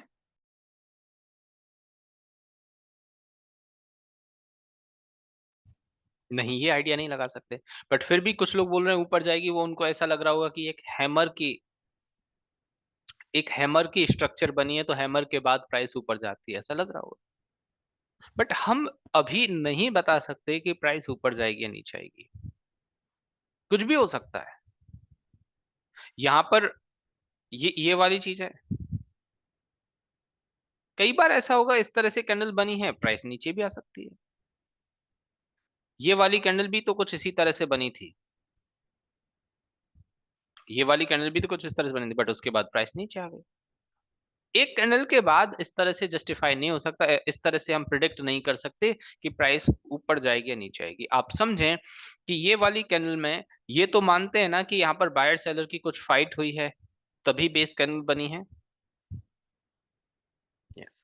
और उसके बाद यदि ये ग्रीन कैंडल बनी, दो ग्रीन एक्साइटिंग कैंडल, तो क्या हम ये मान सकते हैं कि यहाँ पर उस बाइंग और सेलिंग की फाइट में बायर्स जीते हैं? उस बाइंग और सेलिंग की रेंज में बायर्स जीते हैं, इसको मैं कुछ इस तरह से मार्क कर रहा हूँ।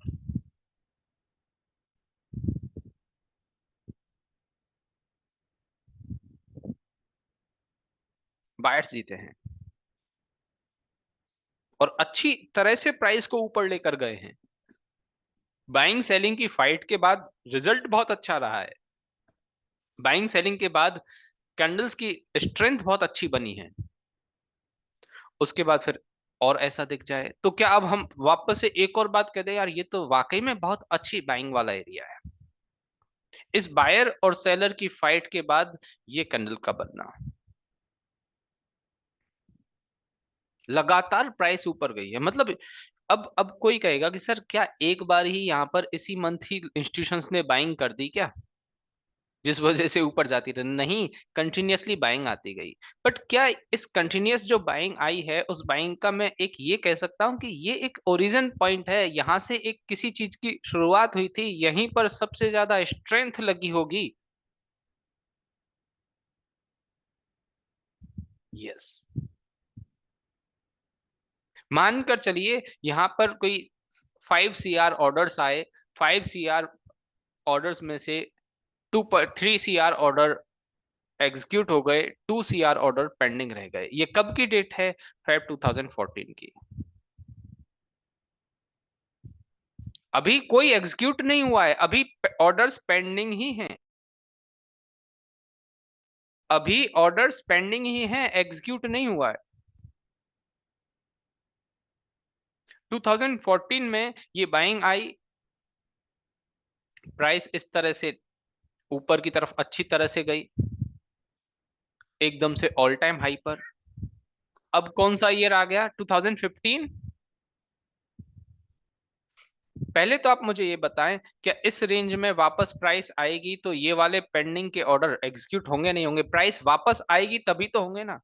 आपने 100 पर कोई स्टॉक बाय करने के लिए लगाया, आपकी हाफ क्वांटिटी एग्जीक्यूट हो गई, हाफ पेंडिंग रह गई। वो स्टॉक 103 हो गया, वापस से वो ऑर्डर आपके जो पेंडिंग रह गए तभी एग्जीक्यूट होंगे ना जब स्टॉक 100 आ जाएगा। एग्जैक्टली ऐसा ही होगा। 2015 और 2016, यहां पर 2015 में प्राइस अच्छी तरह से डाउन आई, और 2015 के डाउन आने में आप एक बात देखें, यहां ऊपर से इस रेंज से यहां तक आने में क्या मैं कह सकता हूं स्टॉक ऑलरेडी आधा हो गया, हाफ हो गया। ऊपर से नीचे यहां आने में हाफ हो गया है, स्टॉक जो है वो हाफ हो गया। फाइनली आफ्टर 2 ईयर, 2 साल बाद मुझे फेब 2016 में इस रेंज में एंट्री मिली। ऊपर डेट दिख रही है आप लोगों को, फेब 2016 में 148 का इसने लो फॉर्म किया, स्टॉक 320 से 148, ऑलमोस्ट हाफ हो गया स्टॉक, हाफ से भी ज्यादा, 50% से ज्यादा डाउन मूव आ गया। कितने टाइम में? 1 साल के अंदर। 1 साल के अंदर ऐसा हुआ। अब जब प्राइस इस तरह से नीचे आती है, 1 साल में स्टॉक आधा हो गया, एसबीआई जैसा शेयर, आपको हर जगह ये चीज सुनने को मिलेगी एक रियल डेटा के साथ कि एसबीआई का शेयर 1 साल में आधा हो गया, 50% डाउन मूव आ गया, इन्वेस्टर्स के इतने पैसे डूब गए, ये शेयर और अच्छी तरह से नीचे आ सकता है, ये 2 डिजिट में भी आ सकता है, 100 से भी डाउन हो जाएगा। इस तरह की खबरें चलती हैं जब भी मार्केट नीचे आता है, स्टॉक नीचे आता है, पैनिक पैनिक माहौल बनाया जाता है बहुत ही ज्यादा। जब यहां पर ऐसा था, ऐसी बातें हो रही थी कि ये स्टॉक 2 डिजिट में आ जाएगा, मतलब 100 से भी नीचे आ जाएगा। बट उसी टाइम पे सिद्धि, क्या मैं कह सकता हूं प्राइस को इस वाली रेंज, जो डिमांड जोन जो मैंने मार्क किया, जो एरिया जिसमें पेंडिंग ऑर्डर्स थे, उस रेंज में आती है प्राइस और यहां से ऊपर with in a year stock वापस से वहीं पहुंच गया। 1 साल के अंदर प्राइस इस पेंडिंग एरिया वाले रेंज को टच करके वापस से वहीं पहुंच गया। इतनी अच्छी अपमूव आई। अब जब प्राइस इस तरह से ऊपर गई ना, इसने knew all time high form किया, तब आपको एक और नया रियल डेटा बताया जाता है कि स्टॉक 150 से 300 हो गया, इस शेयर में धमाकेदार बाइंग हुई है, इस शेयर में धमाकेदार प्रॉफिट्स मिले हैं, इसके रिजल्ट्स बहुत अच्छे हैं कंपनी के, इसको बाय करना चाहिए, ये 1000 हो जाएगा, 2000 हो जाएगा, इस तरह की खबरें चलती है।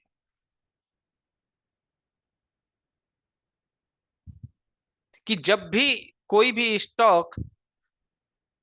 कोई स्टॉक चीप होता है, कम रेट में मिलता है, तब हमें वहां पर कोई बाय करने देना ही नहीं चाहता, कोई इंस्टीट्यूशन नहीं चाहता कि हम बाय करें। इस वजह से TV, social media, print media, memes, हर जगह आपको यही सुनने को मिलेगा, ट्विटर, कि बाइंग नहीं करनी चाहिए, बाइंग नहीं करनी चाहिए, बाइंग नहीं करनी चाहिए।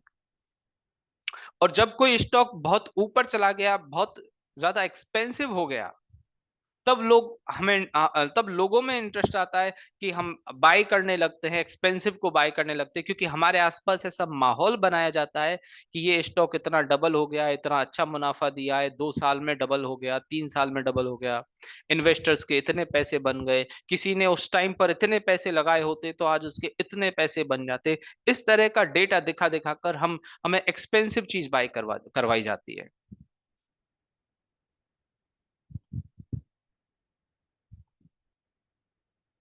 और ये पता है क्यों होता है? ये सब कुछ फिर से वहीं आकर पहुंच गए हम, जो क्लास स्टार्ट होने पर मैंने बोला, every buyer need a seller और every seller need a buyer, every buyer needs a seller and every seller needs a buyer. कि जब इंस्टीट्यूशंस को जरूरत होती है बायर्स की, कि लोग बाय करें, इंस्टीट्यूशंस को जरूरत होती है ना कि लोग बाय करें, उनको बायर्स की जरूरत होती है, क्योंकि वो अपनी पोजीशंस को सेल करना चाहते हैं। वो सेल कहाँ करेंगे? ऊपर। इंस्टीट्यूशंस को बायर्स की जरूरत है, तब वो एक ऑल टाइम हाई, जब हमेशा प्राइस ऊपर होगी, तब ऐसा माहौल क्रिएट करेंगे। और जब इंस्टीट्यूशंस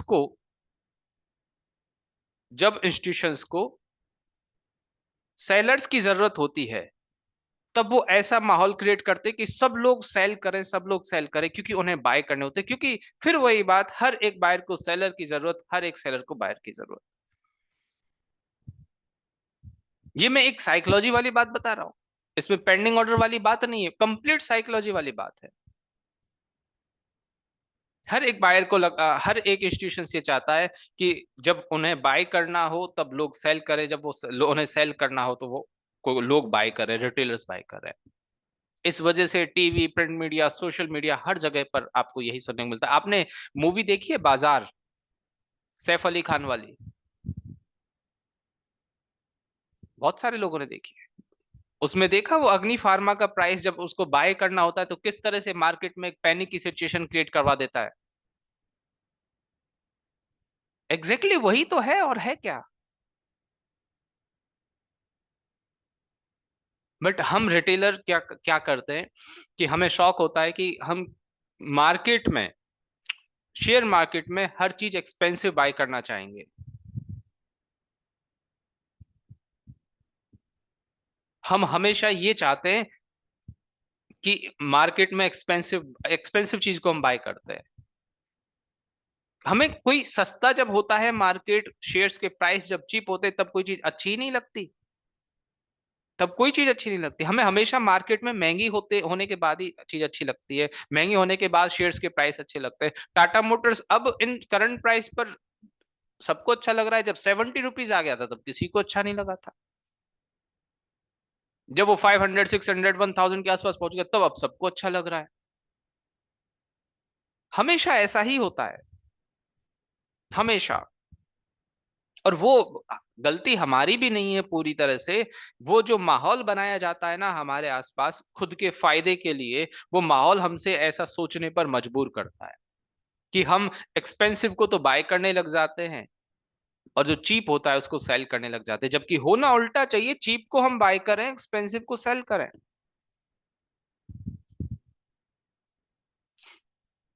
होना तो ऐसा चाहिए। और हम वहीं पे दूसरी तरफ क्या करते हैं, हमें अपने लिए कोई गैजेट बाय करना है, शॉपिंग करनी है, घर के लिए कुछ सामान लाना है, तो हम क्या करते हैं कि गैजेट बाय करना है तो हम फ्लिपकार्ट पे, amazon पे कोई ऑफ आएगा, कोई अच्छी तरह से सेल आएगी, उसका वेट करते हैं कि सेल में हम लोग बाय करेंगे, चीप मिलेगा। घर के लिए कुछ लेना है, डी मार्ट जाएंगे, बड़े मार्ट जाएंगे कि इतना परसेंट डिस्काउंट मिलेगा, वहां डिस्काउंट के पीछे भागते हैं, और यहाँ पर हमें पता ही नहीं है, यहाँ पर हम हमेशा एक्सपेंसिव के पीछे भागते हैं।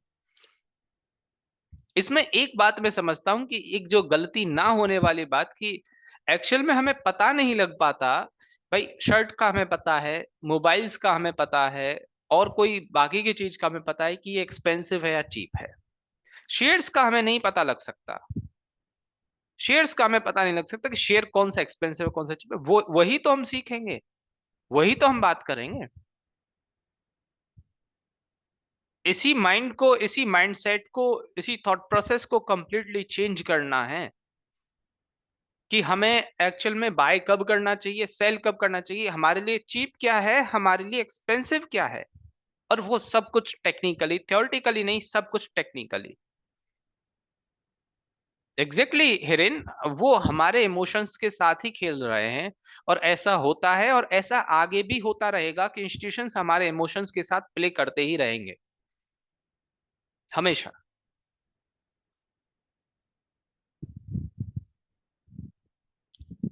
ठीक है।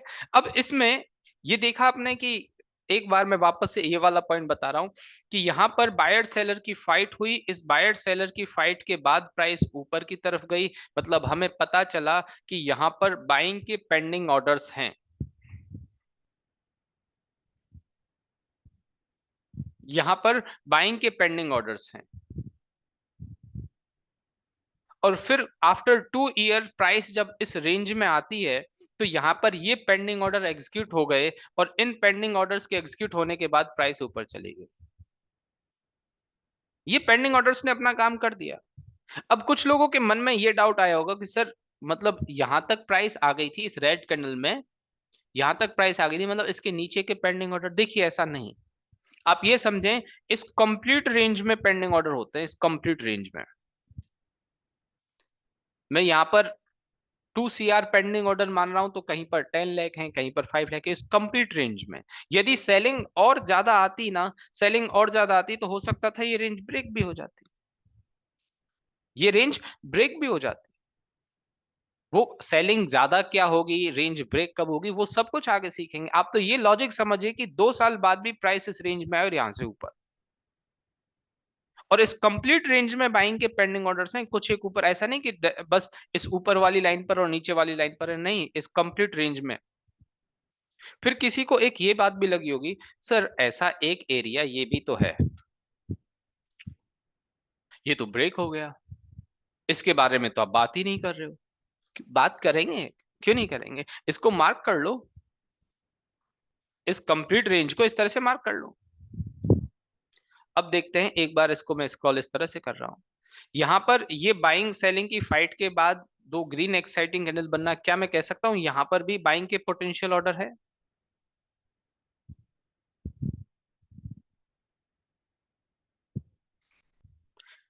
और फिर प्राइस इस रेंज में आती है, इस रेंज में आने के बाद क्या कह सकता हूं कि इसने प्राइस को ऊपर पहुंचाया है, ये ये जो ग्रीन कैंडल है, इस ग्रीन कैंडल ने प्राइस को ऊपर पहुंचाया। 250 की रेंज में प्राइस आती है, 250 से वापस ऑलमोस्ट 300 तक इस इन दो कैंडल्स ने प्राइस को ऊपर पहुंचाया है। जब यहाँ के पेंडिंग ऑर्डर एग्जीक्यूट हो गए, उसके बाद ये प्राइस नीचे आई। अब किसी के मन में एक और बात आ गई होगी कि सर नीचे वाले एरिया ने तो प्राइस को डबल कर दिया, ऊपर वाले एरिया ने बस प्राइस को इतना सा पहुंचाया, ये कैसे पता चलेगा? ये भी बाद में पता चलेगा। बहुत सारी चीजें ऐसी हैं जो धीरे धीरे करके समझ में आएंगी।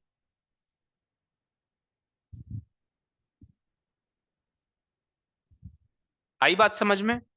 अब कुछ लोगों ने ये भी, अभी भी ये लगा कि अरे 2 साल तक कैसे पेंडिंग ऑर्डर रह गए, वो रह गए इंस्टीट्यूशंस में। फिर कह रहा हूं बहुत कैलकुलेटिव। और दूसरी एक और बात, कि ना फंड्स की कोई प्रॉब्लम, ना टेक्नोलॉजी की कोई प्रॉब्लम, कि कितने दिनों तक हम आप लोग ही 1 साल तक ऑर्डर एग्जीक्यूट ऑर्डर पेंडिंग रख सकते हैं।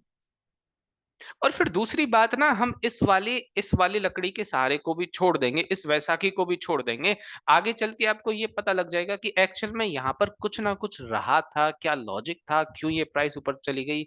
ये एक इसके इस पेंडिंग ऑर्डर के अलावा भी पता चल जाएगा। ये पेंडिंग ऑर्डर देखिए, हम लोग यहाँ पर आइडिया लगा रहे हैं कि ऐसा है, दिखेगा कैसे?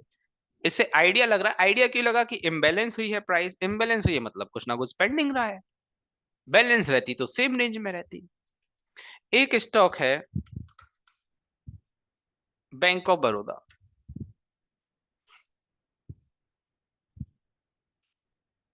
ये बैंक ऑफ बड़ौदा का क्वार्टरली का चार्ट है, एक कैंडल एक क्वार्टर की है। क्या मैं ये कह सकता हूं यहां पर ये एक रेंज है, बायर सेलर की फाइट हुई है, उसके बाद प्राइस अच्छी तरह से ऊपर गई, फिर यहां पर आई, फिर प्राइस ऊपर गई, ऐसा हुआ है यहां पर बैंक ऑफ बड़ौदा में। ये कब बना, ये एरिया कब बना, ऊपर डेट देखें, 2008 2009 की बात है ये, 2008 2009 की बात है। प्राइस कितने टाइम बाद इस रेंज में ऊपर रहती है? ऊपर उसने और भी एरिया बनाए, उनमें जैसा प्ले किया उसने किया। मैं बस ये बात बता रहा हूं कि कितने टाइम तक ऐसा हो जाता है, कितने टाइम तक ऑर्डर रह जाते हैं। ये देखें, प्राइस इस रेंज में आती है, यहां पर कब आई? 2020, मतलब almost 11 year, after 11 year price इस रेंज में आती है, और उसके बाद ये ऐसी बात नहीं है। ऑर्डर्स बहुत पुराने भी रह जाते हैं, बहुत पुराने भी जोन चल जाते हैं, बहुत नए भी चल जाते हैं, और बहुत नए ब्रेक भी हो जाते हैं, बहुत नए ब्रेक भी हो जाते हैं। ये पुराना वाला बात तो समझ में आ गया ना?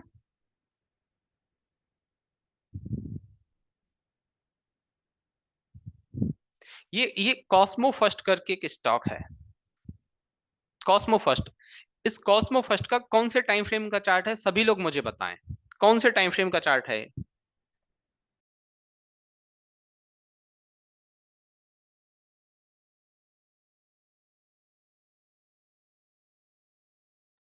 वीकली, क्योंकि ऊपर यहां पर डब्ल्यू लिखा हुआ है।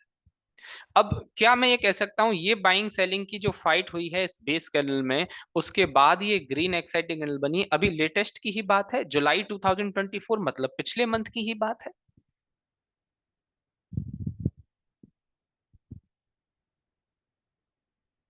इसको यदि मैं कुछ इस तरह से मार्क कर रहा हूं और प्राइस इसके बाद इस रेंज में आती है, तो क्या मैं कह सकता हूं इस रेंज में आने के बाद प्राइस अच्छा खासा ऊपर गई थी।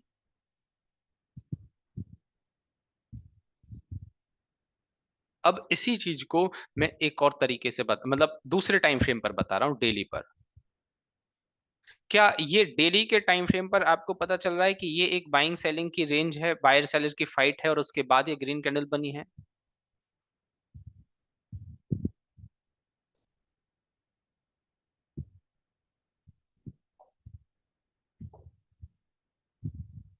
प्राइस इस रेंज में आएगी तो पेंडिंग ऑर्डर्स को पिक करके यहां से ऊपर जाना चाहिए। क्या हुआ, ब्रेक हो गया। ऐसे ब्रेक भी हो जाता है। अब ये ब्रेक क्यों हुआ, क्या रीजन था, वो आज समझ में नहीं आएगा, धीरे धीरे करके समझ में आ जाएगा। ये ब्रेक हो गया। अब उसके बाद नीचे इसमें एक और एरिया है, ये वाला एरिया। क्या यहाँ पर ये जो बायर सेलर की फाइट है उसके बाद ये जो ग्रीन एक्साइटिंग कैंडल बनी है, प्राइस यदि इस रेंज में पहुंचेगी तो यहाँ के पेंडिंग ऑर्डर भी एग्जीक्यूट होने चाहिए। ऊपर वाला तो ब्रेक हो गया, नीचे इस रेंज में पहुंचकर ऊपर जाने की कोशिश कर रही है। और ऐसा ही सेम डिमांड हो चाहे सप्लाई हो, सब में सेम चीज है।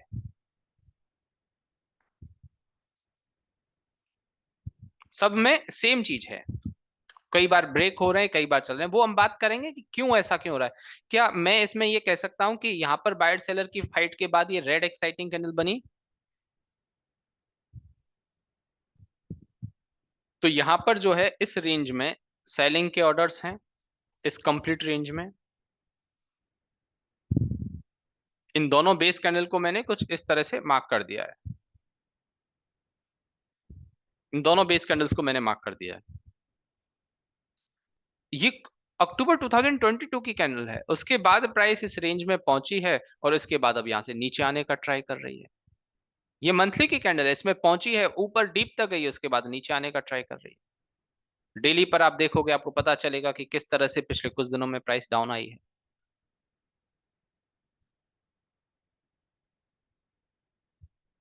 ऐसे बहुत निफ्टी, एफएमसीजी कल जो मार्केट में डाउन मूव आया था ना, निफ्टी एफएमसीजी, क्या मैं ये कह सकता हूं कि यहाँ पर ये एक बाइंग एरिया है। यहाँ पे दो बेस कैंडल के बाद एक ग्रीन एक्साइटिंग कैंडल बनी थी, मतलब यहाँ पर बाइंग रही है, यहाँ पर बाइंग के पेंडिंग ऑर्डर है। प्राइस इस रेंज में आती है कल, और आने के बाद यहाँ पर रुक गई, और रुकने के बाद ऊपर भी लेकर गई है आज प्राइस को।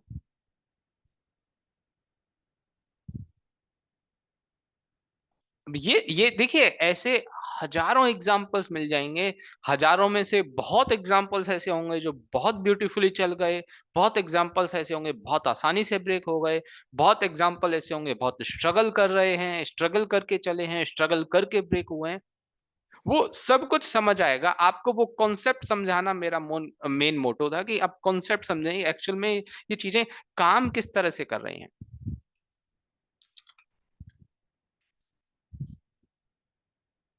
प्रोबेबिलिटी कुछ नहीं है, इसको हम कभी भी प्रोबेबिलिटी नहीं बोलते कि ये सब कुछ प्रोबेबिलिटी है, नहीं।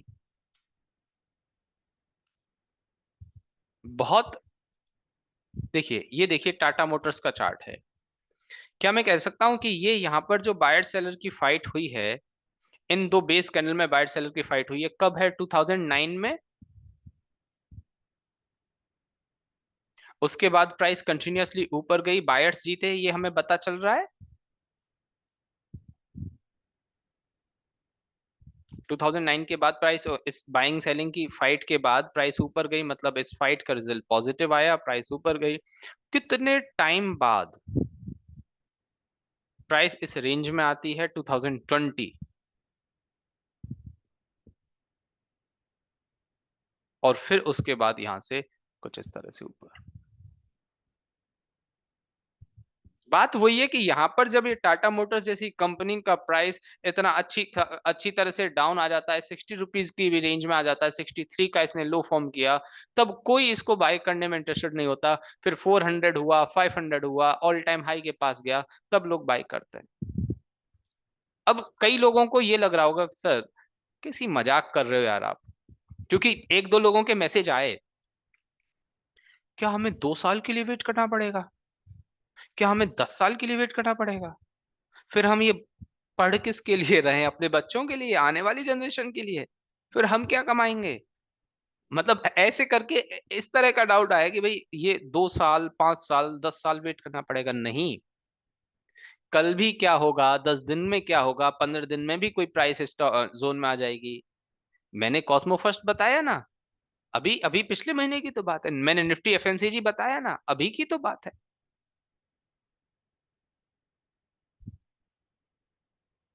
हमेशा हर जगह पर इतना वेट करने की जरूरत नहीं है, वो तो बस इसलिए एग्जांपल्स दिए गए हैं जो इन लोगों का डाउट था कि भाई इतने टाइम तक पेंडिंग ऑर्डर कैसे रह जाते हैं, ऐसे रह जाते हैं।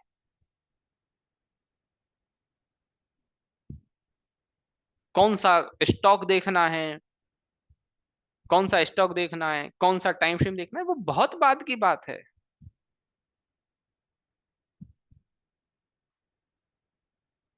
यहां तक जो बताया समझ आया आप लोगों को?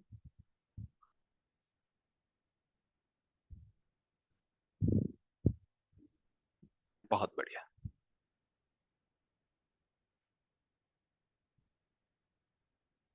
अब एक और लास्ट चीज। Everything is perfect, okay great, thank you Gautam, thank you. 50-60% भी समझ आ गया ना, बहुत अच्छी बात है। मैं 50-60% को भी बहुत अच्छा मान रहा हूँ। और वो 50-60% को पता है क्यों अच्छा मान रहा हूँ? क्योंकि कोई भी चीज जब नई होती है उसे समझने में टाइम लगता है। 100% आ गया, बहुत अच्छी बात है, बट कुछ लोगों को फिर भी, मतलब कुछ लोग ऐसे हैं जिनको 50%, 60%, 70%, 80% समझ में आया। मैं उनको भी अप्रिशिएट कर रहा हूँ कि आपको इतना समझ में आ गया, बहुत अच्छी बात है। एक दिन में कुछ नहीं, ऐसा नहीं कि पहले दिन मैं कुछ बोलूं और सारी बातें आपको समझ में आ जाएं, प्रैक्टिकली पॉसिबल नहीं है। मैं इतना अंडरस्टैंड करता हूं कि ये चीज प्रैक्टिकली पॉसिबल नहीं है।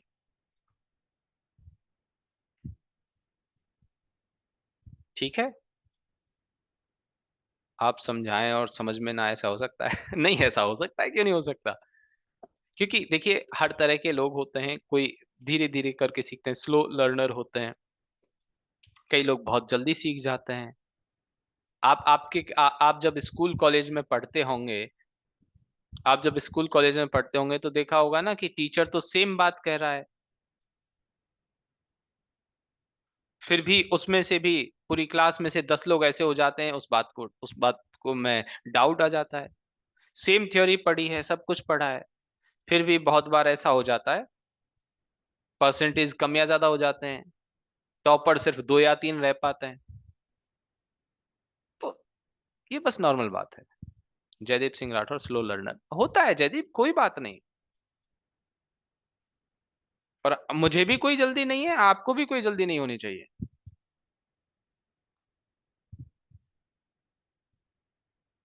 ठीक है? अब ये जो मैंने एरियाज बनाए हैं, ये सभी एरियाज देखिए डिमांड जोन के हैं। ये सभी एरियाज मैंने डिमांड जोन के बनाए हैं। इन डिमांड जोन के एरियाज में मैं जो बताऊंगा वो ये कि यहाँ पर मैंने normal buying, normal selling, strong buying, strong selling, मैं किस बिहाफ पर बोल रहा हूँ वो देखिए। आपने जो कुछ भी लिखा, जो क्वेश्चन लिखा, मैं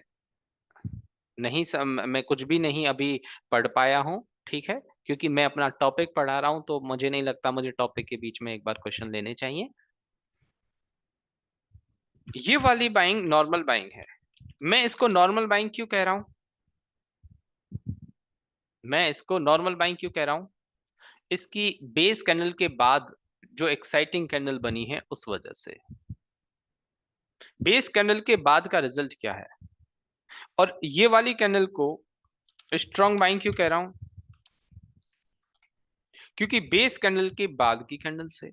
और इस वाली कैंडल को वेरी स्ट्रॉन्ग बाइंग क्यों कह रहा हूं? क्योंकि इसमें भी बेस कैंडल के बाद वाली कैंडल से आप समझें बात को कि नॉर्मल होना, नॉर्मल बाइंग होना, स्ट्रांग बाइंग होना और वेरी स्ट्रांग बाइंग होना, ये हमें बायर सेलर की फाइट के बाद वाला रिजल्ट बता रहा है कि उसके बाद किस तरह से एक्साइटिंग कैंडल बनी है। बायर सेलर की फाइट के बाद नॉर्मल एक्साइटिंग बनी, बायर सेलर की फाइट के बाद एक एक्सप्लोसिव बनी, बायर सेलर की फाइट के बाद बहुत एक्स्ट्रा एक्सप्लोसिव बनी।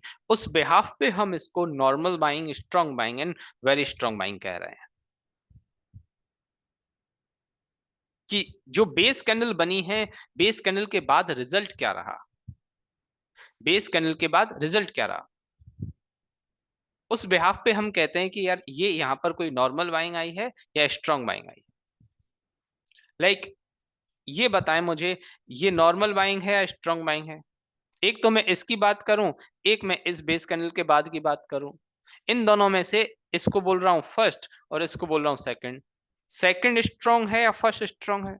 Second strong. वो दिख रहा है कि बेस कैंडल के बाद कितना शानदार रिजल्ट आया है। हमारे पास कंपेयर करने के लिए बहुत सारी कैंडल्स होंगी आसपास। ठीक है। ठीक ऐसा ही, ठीक ऐसा ही हमें सेलिंग साइड में, वो कैसे होगा?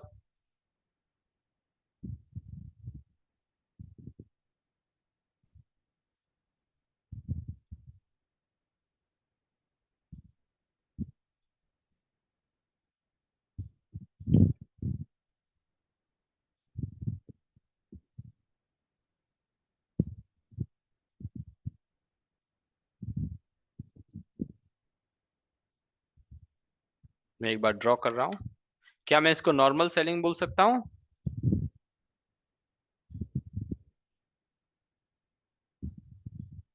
और सेकंड वाले को स्ट्रॉन्ग सेलिंग?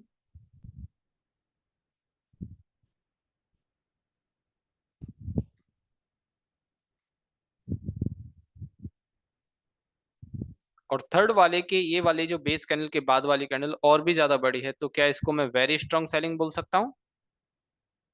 कुछ इस तरह से।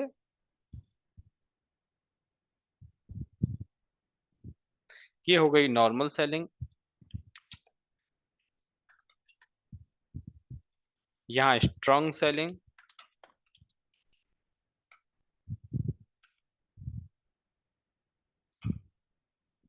और ये हो गई वेरी स्ट्रॉन्ग सेलिंग। ठीक है।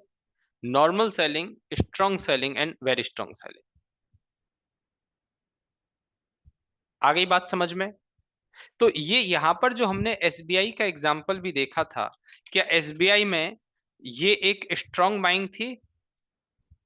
ये जो यहाँ पर थी, जिसको हमने बेस कैंडल और उसके बाद की ग्रीन एक्साइटिंग कैंडल मार्क किया था, और यहाँ पर ये माना कि 2014 में बना हुआ ये एरिया बहुत अच्छे पेंडिंग ऑर्डर्स थे, वो किस बिहाफ पर माना? इन्हीं रेंज की वजह से तो माना, वेरी स्ट्रॉन्ग बाइंग। और प्राइस इस रेंज में आई और यहाँ से अच्छी तरह से ऊपर चली गई।